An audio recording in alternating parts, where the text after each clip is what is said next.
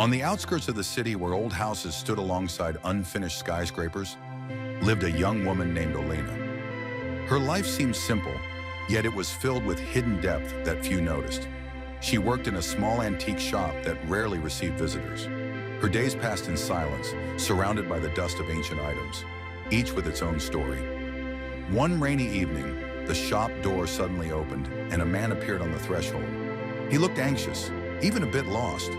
His clothes were plain but soaked through. "Excuse me, I'm looking for something," he said, stammering slightly. Olena looked up and met his gaze. It was the look of someone who had lost something precious. "What exactly are you looking for?" she asked calmly, though she felt her heart skip a beat. The man removed his hat and pulled a yellowed photograph from his pocket. It showed a girl in a light dress, laughing under the summer sun. "This is my sister," he explained. "She disappeared many years ago, but I was told that an item here might help me find her."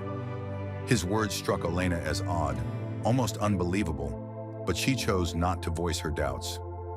"What does this item look like?" she asked. The man described an antique locket in the shape of a rose, engraved with a pattern resembling a labyrinth. "We received this locket a few days ago," Olena said unexpectedly, and began searching for it among the boxes. When she finally found the locket and handed it to the man, his hands trembled. He gripped it tightly and whispered, "Now everything will become clear." Olena didn't have time to ask anything before the man abruptly turned and left, leaving her alone with mixed feelings. In the days that followed, she couldn't stop thinking about the strange visitor. Something about his story unsettled her. One evening, as she was about to close the shop, the door opened again. This time it was a woman, pale-skinned, dark-haired, with eyes that seemed to hold a storm. "That locket, did you give it away?" she asked without preamble. "Yes, to a man looking for his sister," Olena replied. The woman looked as though she might faint. "He's made a terrible mistake," she whispered. "That locket is cursed. It can open doors to the past, but there's a price to pay." A chill ran down Olena's spine. "What does that mean?" she asked. But the woman had already vanished, leaving only a sense of foreboding. From that moment, Olena's life turned upside down. She felt as though she had become part of a game she didn't understand. Her dreams grew vivid and unsettling, filled with images of a past she had never known. One night, waking suddenly, she saw the locket on her table, though she was certain she had given it away. It seemed to have returned to tell its story. The next day, Olena decided to act. She took the locket to a local historian who knew everything about ancient artifacts. But when he saw the locket, he turned pale and said, "This is no ordinary artifact. Legend has it that it's tied to a secret order that sought to control time. But everyone who used it lost a part of their soul."